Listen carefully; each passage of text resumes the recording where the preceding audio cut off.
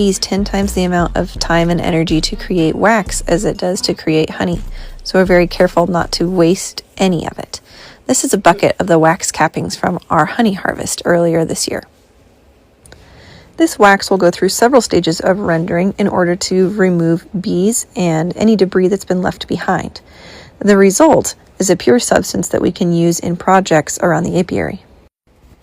Step 1 is to dump all the wax that we want to process into an old crock pot. And once we've got enough in there, I'll fill the rest of the top with water. And this process works because wax will float, and everything else that we're trying to get out of the wax does not float. So I'll put the lid on here, we'll get this melting, and then we'll be able to see the layers start to separate out.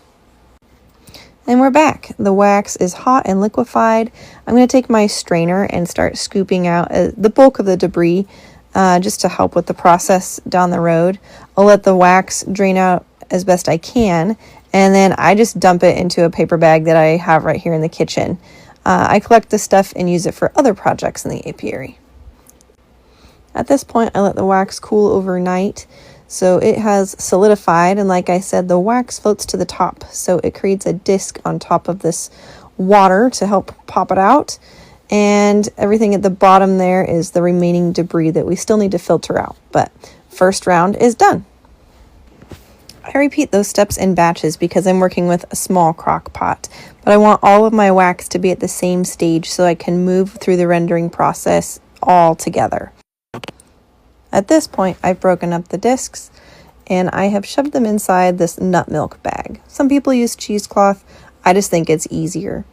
And once I cinch it all up, I have my tea kettle going and I pour boiling water over the top of it. This just helps speed the process along so the crock pot doesn't have to heat all of that water by itself. Once the wax melts down into liquid again, I'll take that nut milk bag and squeeze it all I can to get the liquid wax out. But that's kind of hard to do with one hand, so I didn't get any footage of that. I left it to cool overnight, and here is that disc of wax ready to go. It was so big that I couldn't tip it out. I had to actually dump the crock pot out to get it. You can see we still have some impurities gathering there at the bottom of that disc, so I'll have to scrape those out. But now that we're working with pure beeswax, this step is optional. You could just leave it as is, but I like to melt it down into usable and measurable, I call them ingots. So what we're going to do, we're going to go through one more melting phase and get this done. I was hitting that disc with a hammer just so I could get it into some more workable, smaller pieces. I got these heated in a double boiler back to its liquid state so that I could pour it into this really cute mold. Each of these hexagons will end up cooling into about 2 ounces worth of beeswax.